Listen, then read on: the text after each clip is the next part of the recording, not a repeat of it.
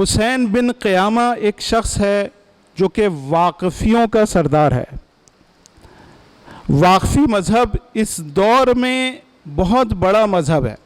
واقفیوں کا سردار ہے 8ویں امام علی رضا علیہ السلام کی خدمت میں آتا ہے۔ درود پڑھیں محمد و آل محمد۔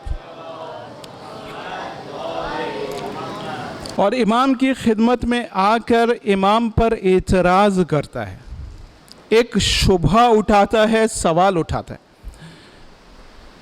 امام سے آ کر کہتا ہے کہ میں خدا کو حاضر و ناظر جان کر یہ کہتا ہوں کہ آپ امام نہیں ہو سکتے۔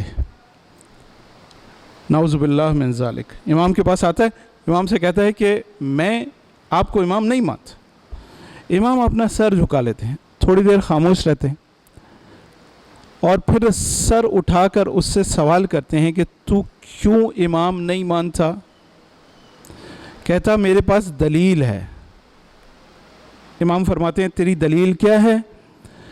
کہتا ہے میری دلیل آپ کے جد کی روایت ہے۔ امام پوچھتے ہیں کون سی روایت؟ کہتا ہے کہ چھٹے امام نے یہ روایت کیا ہے، یہ بیان فرمایا ہے کہ وہ جو کہ عقیم ہو، وہ جس کے اولاد نہ ہو، وہ امام نہیں ہو سکتا۔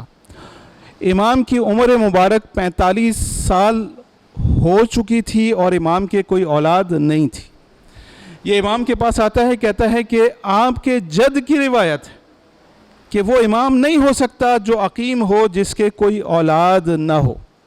امام پھر اپنا سر جھکا لیتے ہیں، تھوڑی دیر بعد سر اٹھاتے ہیں اور کہتے ہیں کہ میں اس خدا کو حاضر و ناظر جان کر کہتا ہوں کہ عنقریب میرے گھر ولادت ہوگی، ایک فرزند خدا مجھے دے گا جو میرا وارث اور جانشین ہوگا۔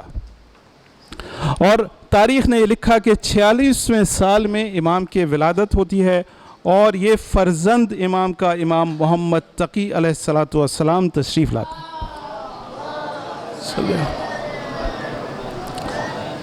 اس طرح سے امام نے اس دنیا میں آنے کے بعد ایک بہت بڑے شبہے کو، ایک بہت بڑے سوال کو ختم کیا کہ امام وہ ہو ہی نہیں سکتا جو عقیم ہو۔ 46ویں سال میں 8ویں امام کی ولادت ہوتی ہے، اور بعض بزرگان نے، علماء نے، شیخ مفید جیسے بزرگ عالم دین نے یہ کہا کہ 8ویں امام کی صرف واحد اولاد تھی۔